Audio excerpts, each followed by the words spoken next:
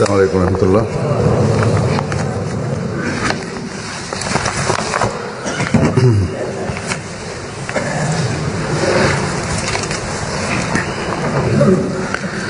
أشهد أن لا إله إلا الله وحده لا شريك له وأشهد أن محمدا عبده ورسوله أما بعد فأعوذ بالله من الشيطان الرجيم بسم الله الرحمن الرحيم الحمد لله رب العالمين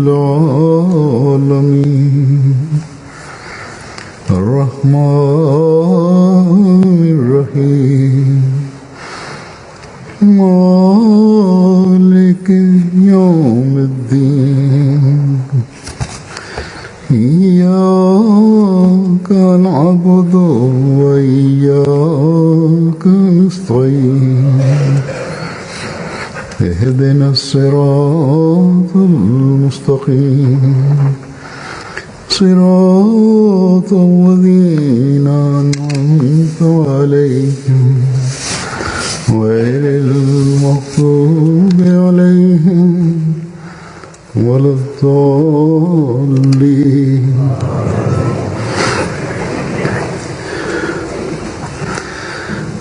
दुनिया में कोई इंसान नहीं. U svijetu nema takve osobe koja uopšte nema i slabodne od bilo kakve vrste slabosti. Ovaj Allahov atribut Satar je atribut koji od Allah prekriva propuste naše grijehe. Ako ljudi naprave neku grešku ili imaju neke nedostatke, mahane ili čine grijehe, to općenito i da to bude izloženo sve ljudima, niko ne bi imao hrabrost da pokaže lice svijetu. Allah je taj koji prekriva grijehe i on oprašta grijehe.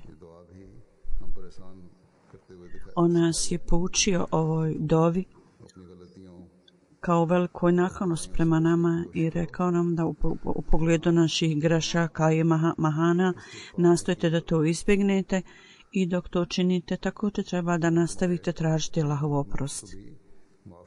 I ako tako budete činili, Allah kaže, onda ću vam ja oprostiti grijehe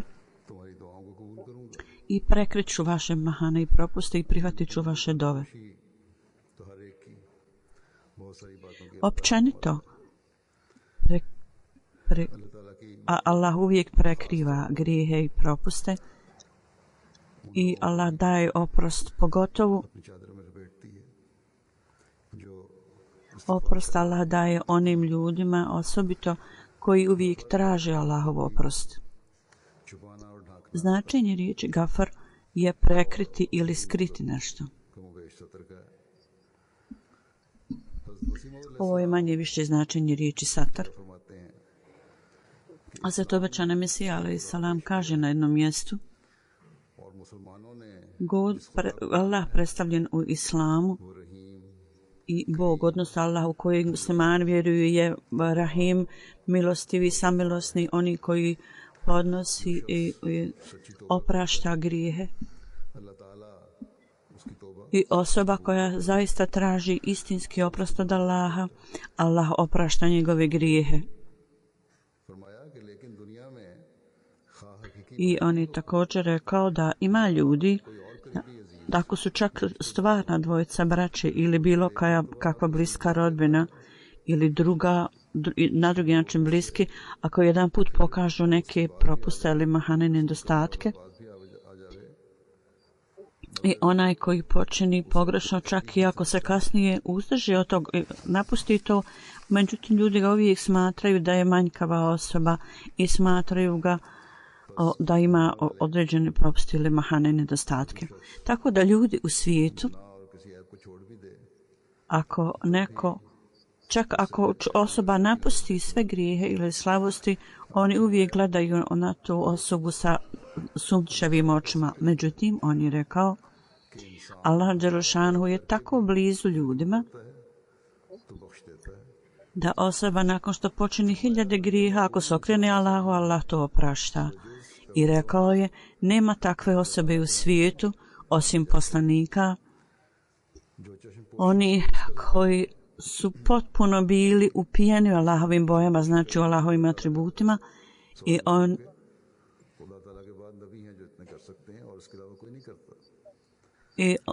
ljudi ne prekrivaju grijehe i propuste. Niko ne prekriva tako grijehe kao što Allah dželešanu čini. Zapravo općenito situacija je takva da ako neko kaže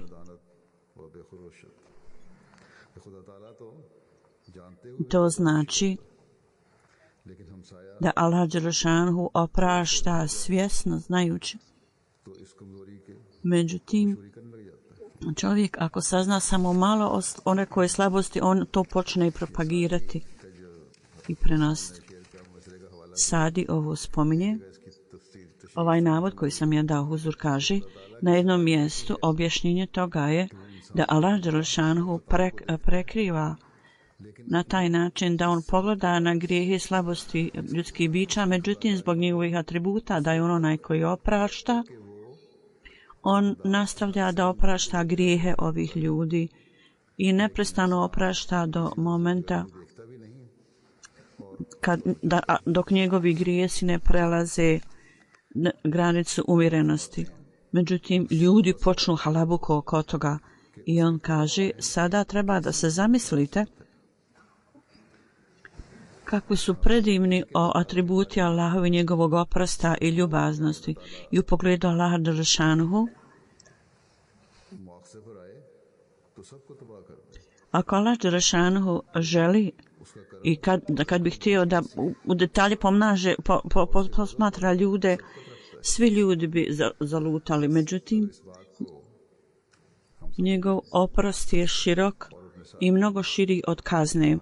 I ako razumijemo ove stvari i naše kolege, drugovi, naša braća i oni ljudi s kojima dođemo u kontakt, ako se ophodimo sa svim ovim ljudima, ako ne počnemo da u detalji istražujemo ove stvari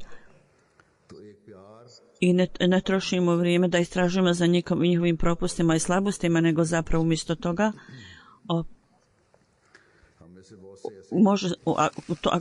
u tom slučaju ako to ne činimo, onda može biti svojna atmosfera sklada i naklonosti. Ima ljudi koji umjesto da prekriju propuste i mahane nedostatke drugih, uvijek nastoji da izlože propuste i mahane nedostatke drugih. I kad nešto se oni spomenu o sebi ili neko drugi spomeni, onda ta slabost iziđe na svjetlo o to određenoj osobi. Ili ako se kaže da je neko spomenuo nešto o njima, oni potpuno izgube kontrolu i postanu jako ljudi. I onda kažu, ako oni kažu ovo je samo mala stvar koju smo mi spomenuli, međutim iste stvari se dogodi, kad se dogodi kod drugih, oni to ne tolerišu. Zato treba uvijek da zapamtimo izjavu časnog poslanika sallallahu alejhi ve sellem i njegovu naredbu kad je rekao šta god želite za druge, isto treba, šta god želite za sebe, treba da želite i za druge ljude, za drugu braću. Ako vi voljeli, bilo vam drago da vaši grijesi i propusti budu prekriveni, tako trebate prema drugim ljudima postupati. Ovo je princip koji zapravo ide nadugačko u utemeljivanju mira u društvu. Tako gledajući na propuste, umjesto da to propagiramo i širimo u društvu, svaki pojedinac treba da oprosti kako Allah dželešanu oprašta. Allah ne treba ništa i treba osoba da se boji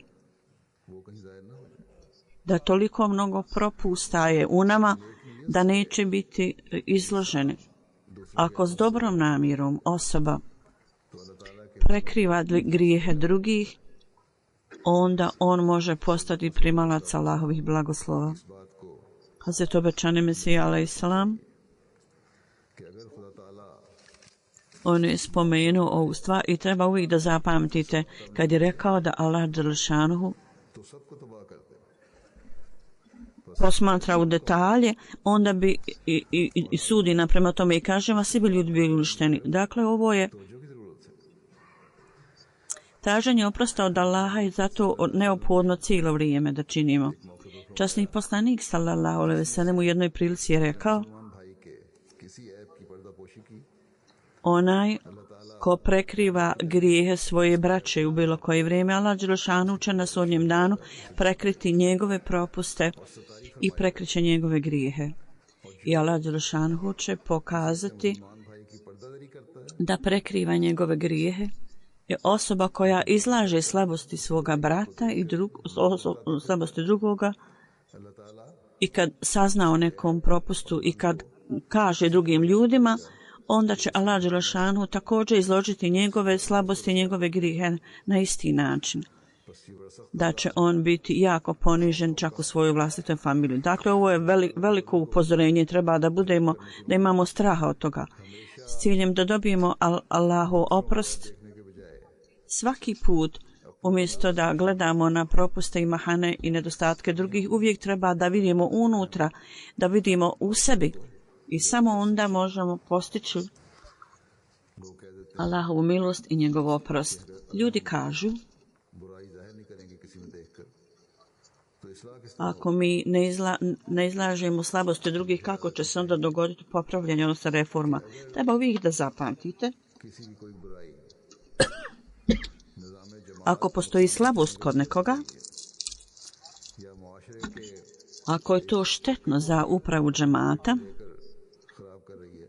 ili ako će to se raširiti u dio društva i uništiti, onda za ovu svrhu oni koji su određeni zadatak za reformu i popravljanje, tu su amiri, zatim predsjednici džemata, onda stvar treba njima biti prenesena, izvištena i oni možda mogu meni pisati, huzur kaže. Tako da možemo povesti računa o reformu i popravljanju. Allah ne voli da uprava u zajednici koju Allah stvorio da bude uništena i Allahu nije drago da i slabost jednog pojedinca postane zajednička slabost cijelog društva i zajednice. I zbog ovoga Allah dželešanuhu izlaže propuste ovih ljudi, kao što obećan Mesija alejhi selam rekao, oni ljudi koji insistiraju na ovo svom vladanju, koje god su grijehe počinili i oni saznaju i oni nastave to činiti ili to izlažu, kao što obećan Mesija alejhi selam spomenuo, Allah dželešanuhu gleda na propuste i slabost ljudi i grijehe, ali zbog njegovog atributa on ne zgrabi ili ne kažnjava ukoliko osoba ne prelazi granicu skromnosti i umirenosti, on to onda prekriva. Međutim, kad osoba sama izlaže sebe i to što radi i ide preko granice, onda Allah dželešanuhu zgrabi takve ljude i kazni i oni budu uništeni. I onda Allah dželešanuhu čini očito to ljudima i Allah kažnjava ove ljude i u ovom životu i na ahiretu. Međutim, gledajući na slabosti nekoga, širiti to, propagirati to je sigurno zabranjeno i nije dozvoljeno. Zato što kroz to slabosti, umjesto da se s njima dokrajči, na taj način se te slabosti širi u društvu. U pogledu toga, izjava časnog poslanika, treba uvijek to da zapamtim da imamo na ovom. Časni poslanik, sallallahu alejhi ve sellem, je rekao, ako budete slijedili slabosti ljudi, onda ćete iskvariti ove ljudi. Značenje da ćemo slijediti ove ljude, znači da ako nastavite smanjave stvari tu i tamo, prvo tragate iz radoznalosti za ovim slabostima, onda to širite u društvu. Ako tako budete radili, onda će ovi ljudi biti iskvareni i vi ćete pokvariti ove ljude i također će mir u društvu biti uništen. I onda ove slabosti budu spomenute tu i tamo među ljudima. Ovi ljudi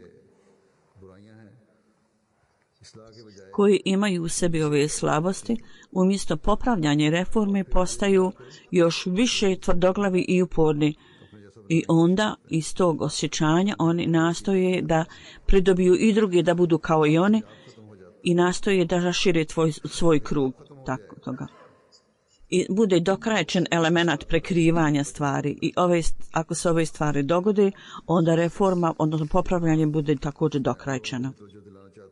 Tako da ovdje Huzur kaže, ja želim da skrenem pažnju ovih ljudi kojima su povjerene razne dužnosti i odgovornosti, pogotovo odeljenje za popravljanje za reformu, da vrlo pažljivo i ima sa osjećanjem ljubavi i sa osjećanjem da provode svoju dužnost. Nikada, apsolutno nikada, ovo osjećanje ne smije biti osjećanje nikod jednog člana zajednice da moje slabosti su izložene zbog tog i tog vršioca dužnosti. Ljudi su saznali o tome. Ako bude stvoreno ovako osjećanje, onda reakcija toga je vrlo snažna.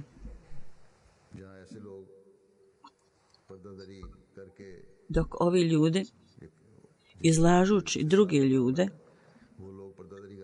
ovi ljudi kojima je data odgovornost za popravljanje reformu, izlaganjem ljudi, oni onda stvaraju nered u društvu. U isto vrijeme, oni također zarađuju Allahovu srdžbu i Allahovo nezadovoljstvo. Allah dželešanohu će im reći, ja sam ti dao priliku da služiš put zajednice iz razloga da nastojiš da postigneš moje atribute koliko god možeš. Međutim, ovdje ti si od mog atributa satar, da prekriješ umjesto da se okoristiš od toga, ti stvaraš nered. Kako Allah dželešanuhu želi i voli da mi imamo, ljudi imaju također taj atribut da prekrivamo i koliko blagoslovlja to. U pogledu toga časni poslanik sallallahu alejhi ve sellem u jednoj prilici rekao da musliman je brat drugom muslimanu. On ne smije činiti ništa loše tom svom bratu, niti ga napustiti, ostaviti samog. I kako je onda nesretno stanje muslimana u ovo vrijeme, mi vidimo da više nego bilo koji drugi narod, muslimani su ti koji čine nepravdu i otkidaju glave jedni drugima. I ne postoji niko, nema nikoga ko postupa prema ovoj izjavi časnog poslanika sallallahu alejhi ve sellem. U svakom slučaju, časni poslanik je rekao, osoba ako je uvijek tu da olakša patnju drugih ljudi, onda Allah obezbjeđuje za njegove potrebe. I onaj ko ukloni bilo kakav nemir od svoga brata na sudnjem danu, Allah dželešanuhu će ukloniti njegove propuste. Onaj koji prekriva propuste i nedostatke drugih ljudi, Allah će na sudnjem danu prekriti njegove propuste. Zbog toga, taj Rahim i Kerim, najmilostiviji i najsamilosniji, Allah dželešanu, s ciljem da upijemo njegove blagoslove, neophodno je da prekrivamo propuste drugih. Zatim časni poslanik u drugoj prilici rekao, nijedna osoba ne treba, nijedna osoba ne prekriva, nema osobe koja prekriva propuste mahane druge osobe, da Allah neće prekriti njegove na sudnjem danu. Allah dželešanu je taj koji prekriva grijehe. Allah ne ostavlja takvu osobu koja također čini drugim ljudima tako, ne napušta je samo i da je ne zaštiti. I to će biti zabilježeno da je ta osoba učinila dobro djelo. Allah kaže, moj rob je to uradio dobro djelo i na sudnjem danu Allah će mu dati nagradu za to je dobar postupak. Lijepo djelo. Allah dželešanuhu će također okrenuti oči od te osobe i Allah će pokazati, Allah neće okrenuti oči od te osobe i pokreće ga svojom milost, daće mu svoju milost.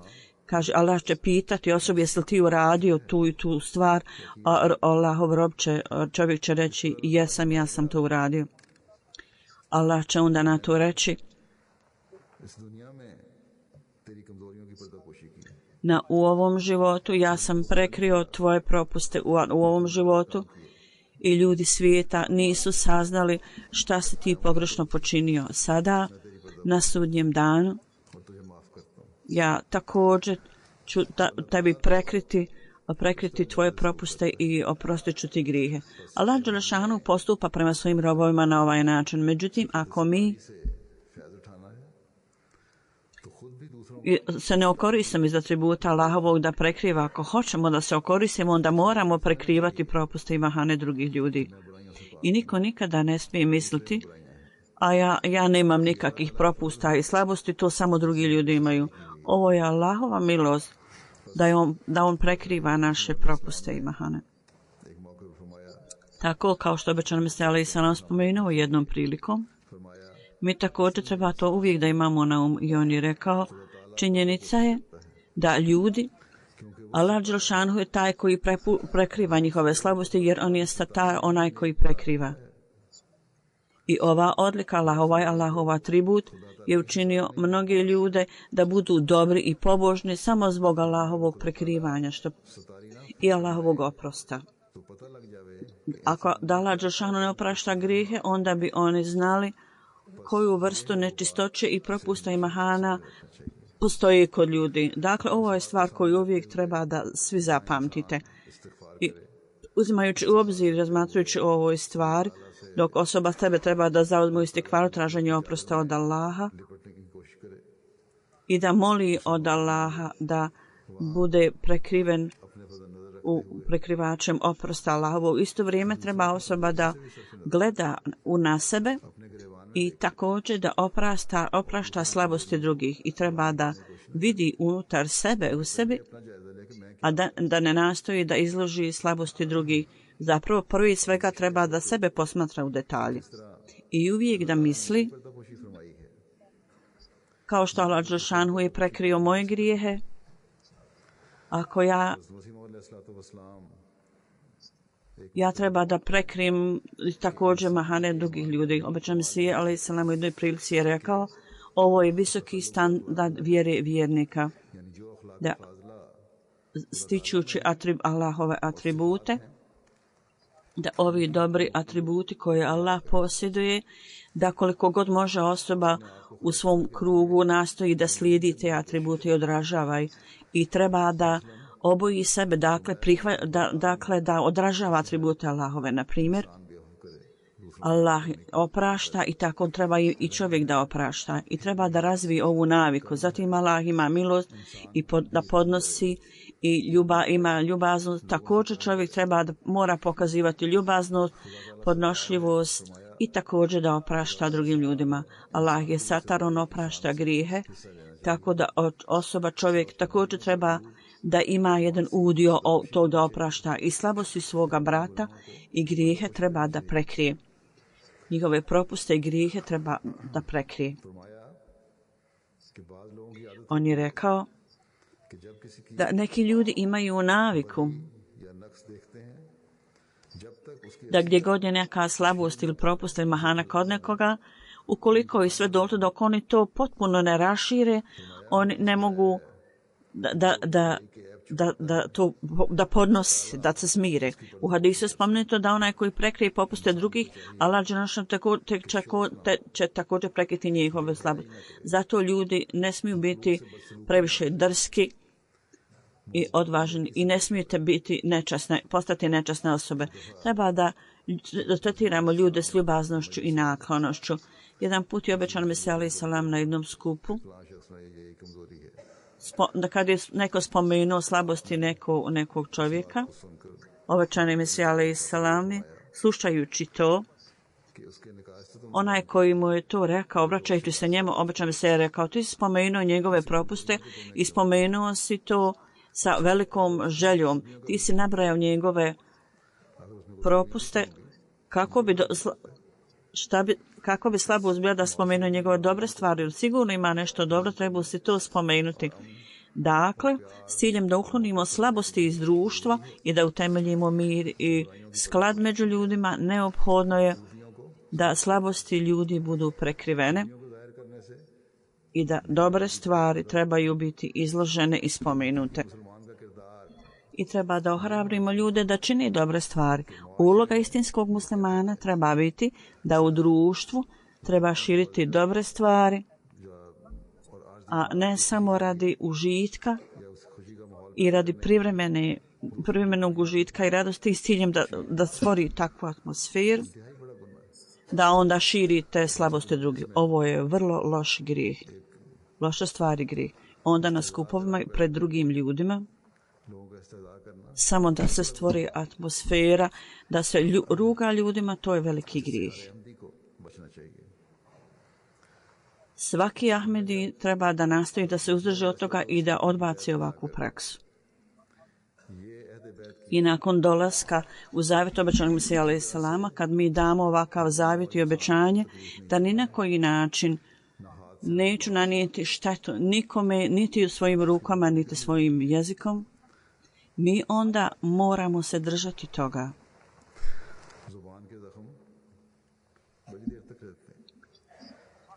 I povreda jezikom dugo ostaje kod ljudi. I ruganje ljudima i izlaganje njihovih slabosti, ponekad cijeli život to ostaje s njima. Zato moramo biti vrlo pažljivi u ovoj stvari. I stvarna ljubaznost i podnošljivost, to treba da bude u našim srcima prema našoj braći.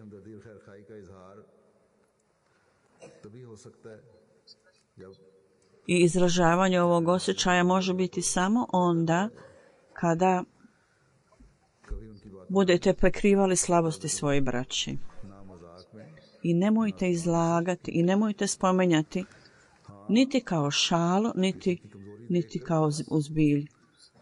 Da, ako vidite slabosti kod nekoga, onda je ovo također zahtjev vaše istinske ljubavi i simpatije prema ovim ljudima, onda treba da nastojite da popravite stvar, tako da ta slabost bude uklonjena od te osobe. I ako ta sloboda utiče na zajednicu i na društvu i ostavlja pogrešan dojam, onda također treba da nastojimo da zaštitimo atmosferu od toga. Ovo je stvarna dobrota, ovo je stvarno dobra stvar, stvarno dobra stvar. I ovo daje osobu blagoslova Allaha. Obećan Mesija alejhi selam o ovoj stvari. Kako on želi da nas vidi, on kaže: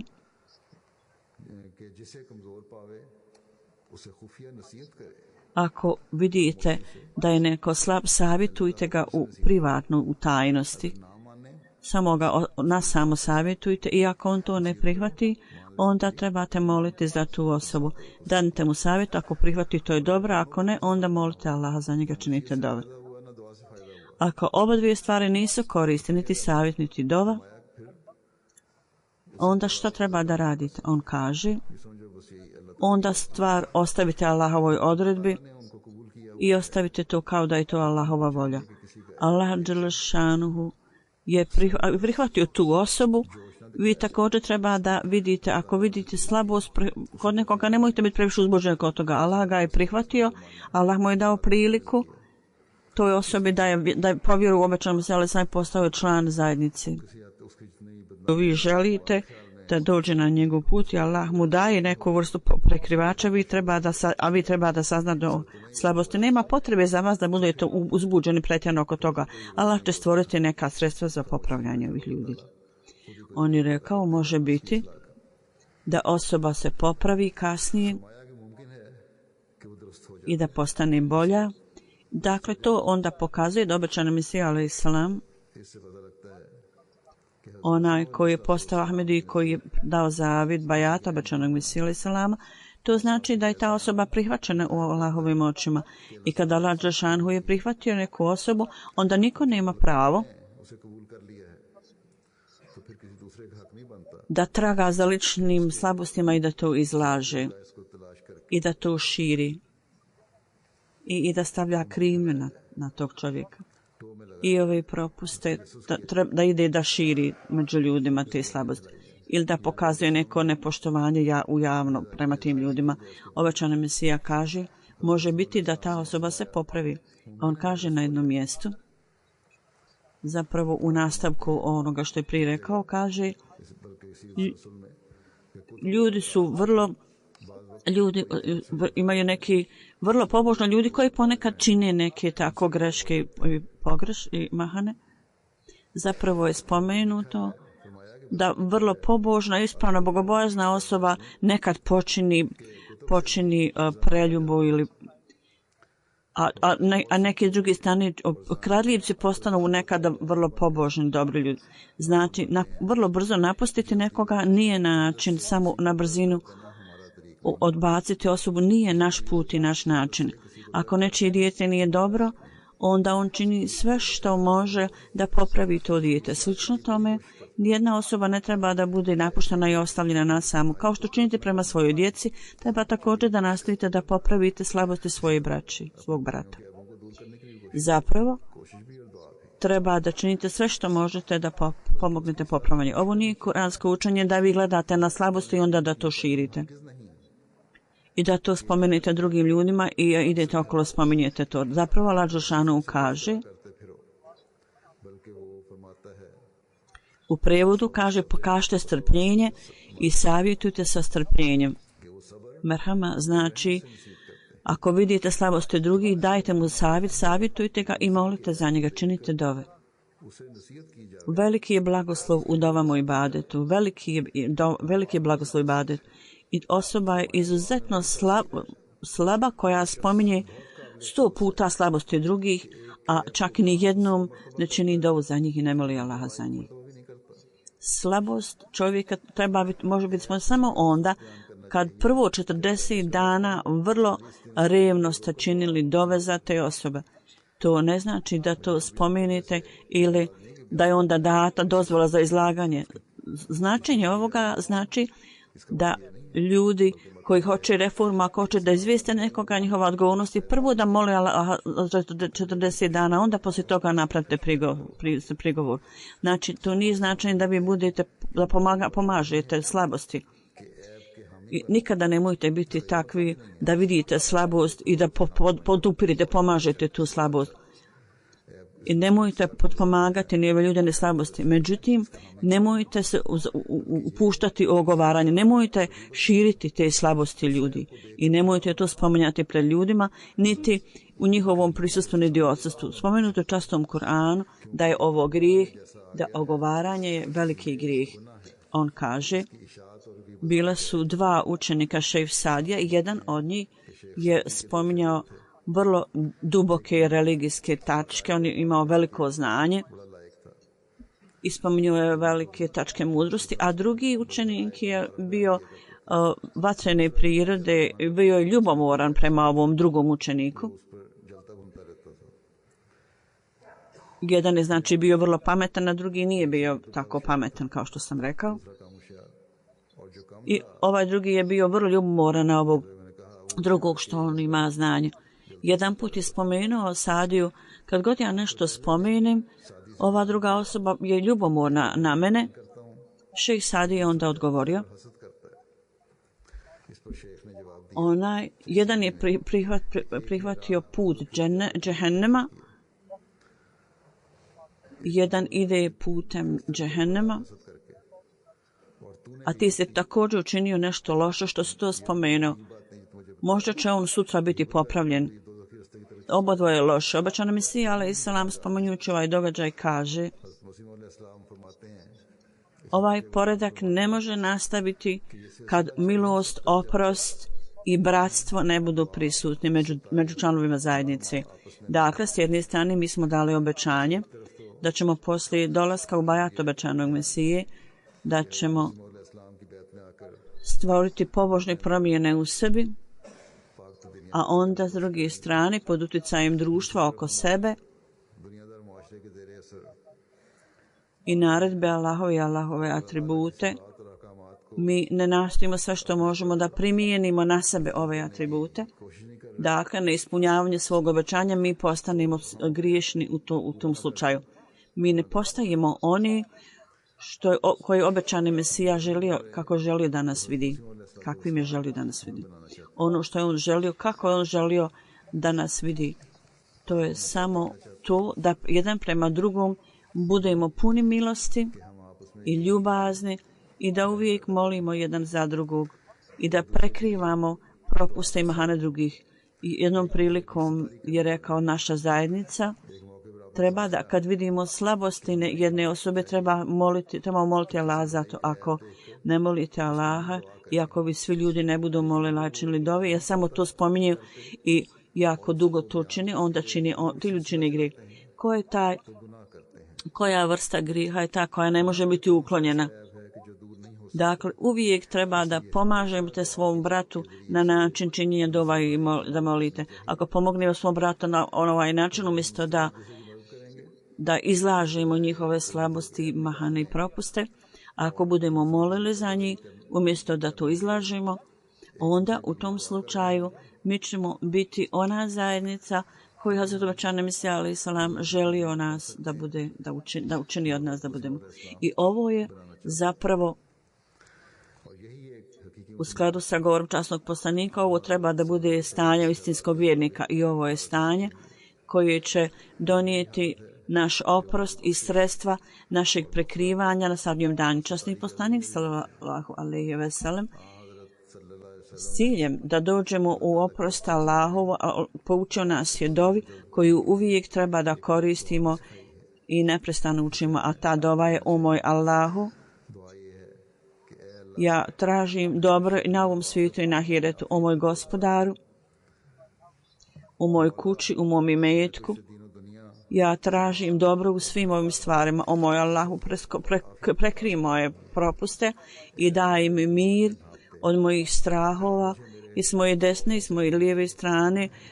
Zaštiti me sa svih strana i da dođem u zaštitu tvoje zaštite i da ne budem upletan ni u kakve grijehe. Dakle, kad budemo govorili ovu dovu za sebe, i treba da imamo ista osjećanja za druge. Kad ovako stanje bude, onda Allah dželešanohu prihvata dove. Da Allah učini da budemo u stanju da dobijemo Allahovu milost. Poslije džume namaza, huzur kaže: ja ću klanjati dženazu namaz u odsustvu čije je tijelo odsutno. To je za Malik Salim Latif sahiba, advokat iz Pakistana.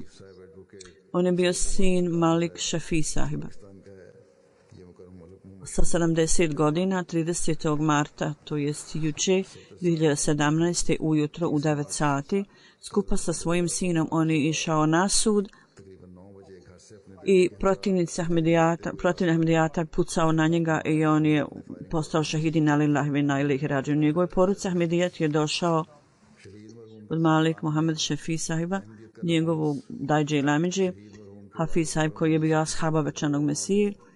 Od Ahmed je došao kroz njega i Džemaluddin sahib je također bio ashab obećanog Mesije. Oni su bili obodvojica iz Čaktela, blizu Kadijana, od nekog mjesta. I ovaj šehid posle razdvajanja Indije i Pakistana su smjestili Karastan i on je rođen 1948. Prvo obrazovanje je tamo stekao i onda iz Lahora. On je dobio diplomu s fakulteta i 67. počeo je praksu kao advokat. I Muhammed Farhan, njegov sin, i on su ujutru 9 sati krenuli na motoru. Njegov sin je vozio motor i tamo je bila pijaca neka čok. Kad su tamo stigli tog bazara, neko je tražio od njih da stanu. I motor je bio prilično spor ili morao da se okrene i onda je ovaj čovjek izvadio oružje i pucao u njih i pogodio ga s desne strane u rebra i onda je ponovo pucao. On je pao s motora i onda je također pucao u njegovog sina, međutim promašio je i napustili su to, nastavili su da pucaju. Njegov sin je glasno proučio kelime šehadet u to vrijeme. Ljudi su okolo stajali, niko nije istupio da zaustave ove napadače. Jednostavno su bili samo posmatrači, posmatrali su šta se događa.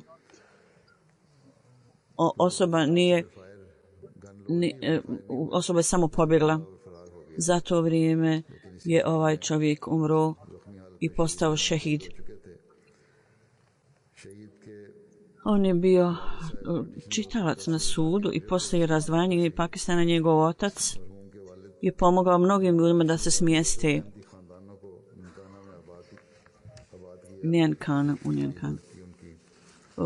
Njihova kuća je tamo, većina Ahmedi tamo živi, 74. kad je donesen zakon protiv zajednice u Pakistanu, protiv džemata, i jedan od protivnika Kazafi Street je bila ulica naziva 77. On je govorio on je bio predsjednik onog džemata i bio je čovjek veliki, vrlo gostoprim, imao je velike odlike, velike pomoć, uvijek pomagao drugim ljudima i siromašnim, bio redovan u namazu, imao je veliku, snažnu vezu sa hilafetom i bio je vrlo hrabar čovjek. I uprkos suprotstavljanja i proganjanja 1989.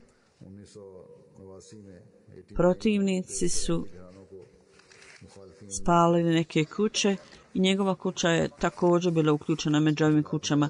Uprkos svih ovih situacija suprotstavljanja, on je bio vrlo uporan i čvrst i uvijek se suočavao s protivnicima sa hrabrošću i odvažnošću. Također uzma učešće u izgradnji Ahmedija džamije i njegova žena Mutarma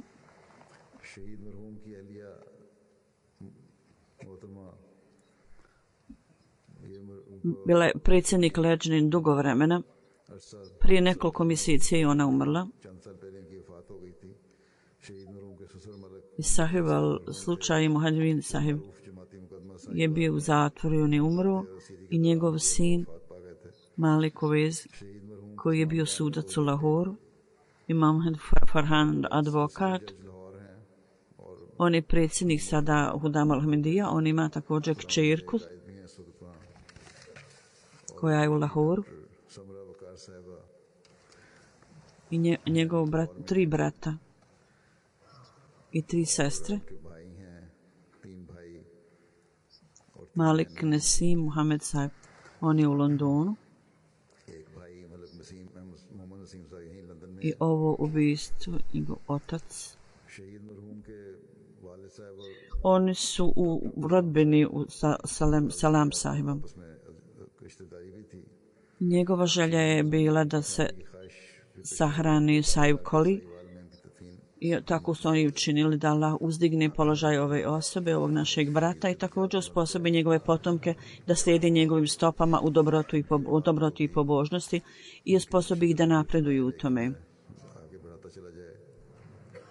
I da Allah dželešanhu napravi aranžman za ove neprijatelje da budu kažnjeni vrlo uskoro.